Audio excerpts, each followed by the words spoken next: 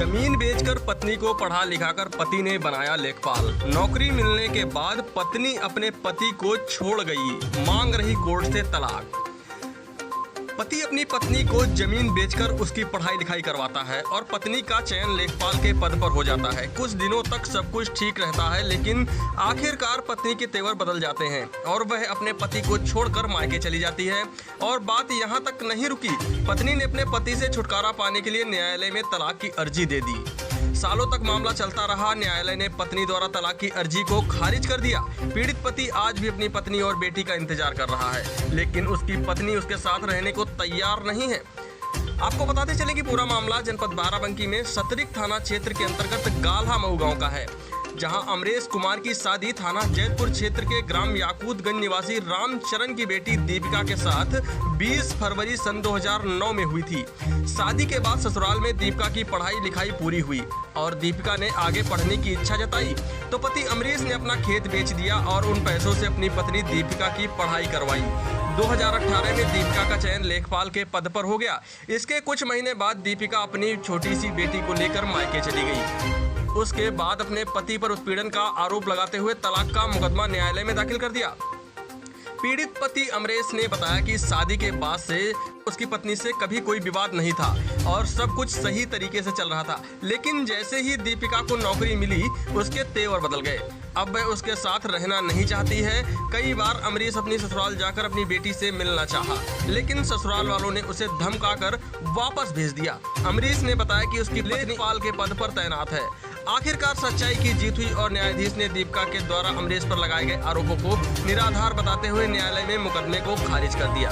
देखिए इस दौरान अमरीश ने क्या कुछ बताया, सुनिए जरा।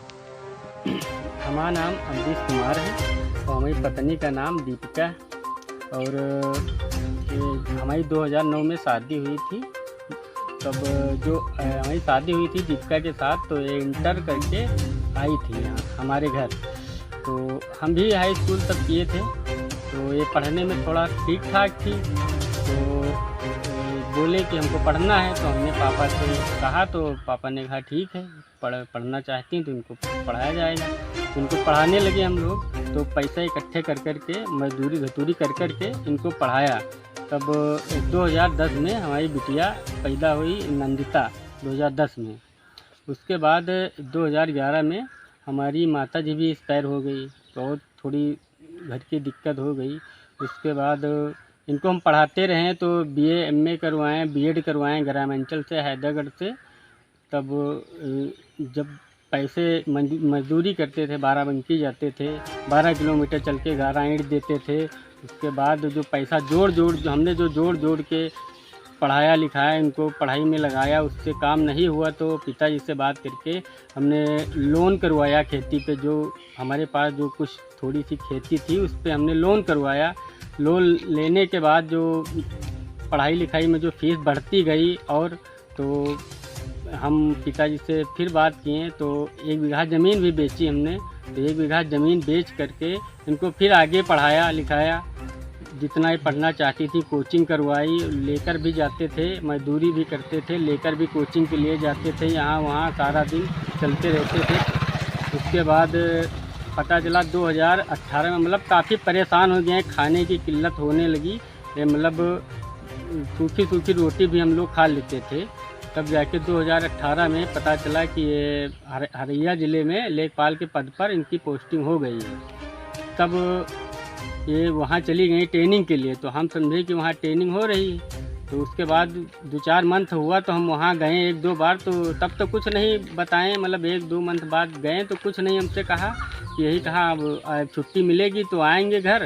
तो हमने कहा ठीक है, फिर वापस चले आए। उसके बाद 6-7 मंथ बीते, तो फिर गए कि हाल चाल ले आएँ। तो पहुँचे वहाँ, तो हमको वहाँ से भगा दिया गया और बोला गया जाओ, अब तुम्हारे साथ नहीं रहना है। तो वहाँ से हम चले आए।